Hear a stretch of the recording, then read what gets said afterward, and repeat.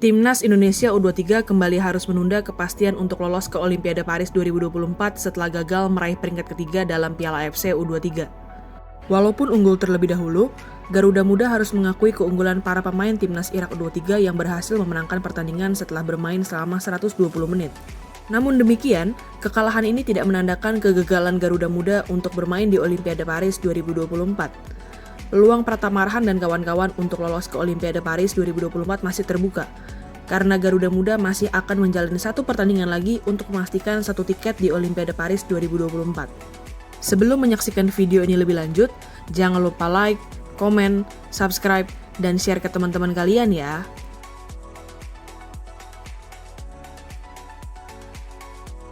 Setelah mengalami kekalahan dari Timnas Uzbekistan U23 di babak semifinal lalu, pertandingan perebutan peringkat ketiga dalam Piala AFC U23 ini menjadi peluang selanjutnya bagi Timnas Indonesia U23 untuk bisa langsung bermain di Olimpiade Paris 2024. Timnas Indonesia U23 mengalami kekalahan menyakitkan dengan skor akhir 2-1 dari Timnas Irak U23 dalam perebutan peringkat ketiga dalam Piala AFC U23 semalam.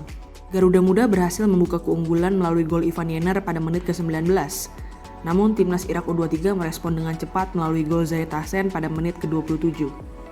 Skor sama kuat bertahan hingga selesainya babak pertama dan tidak ada gol tambahan lagi hingga berakhirnya 90 menit di waktu normal pertandingan. Memasuki babak tambahan waktu, Timnas Irak U23 mencetak gol keduanya melalui Ali Jassim pada menit ke-96 yang memastikan kemenangan Timnas Irak U23 di pertandingan ini dan kelolosan Irak ke Olimpiade Paris 2024.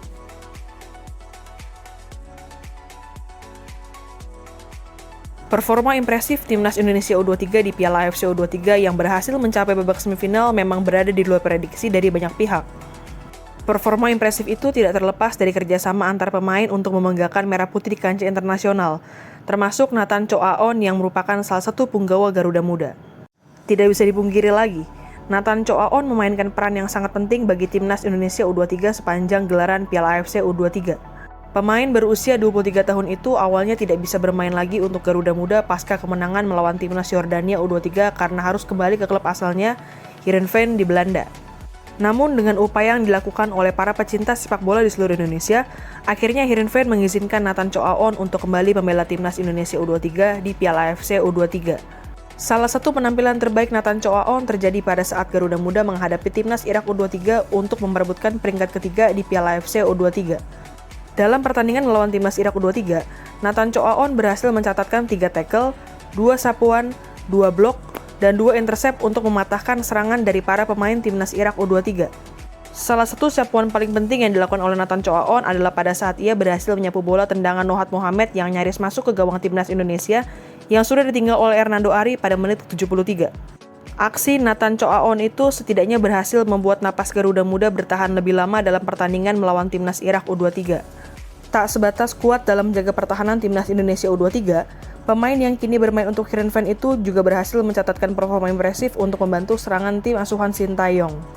Sepanjang pertandingan melawan Timnas Irak U23, Nathan Choaon berhasil mencatatkan 4 umpan silang sukses dan 1 umpan kunci dalam pertandingan itu.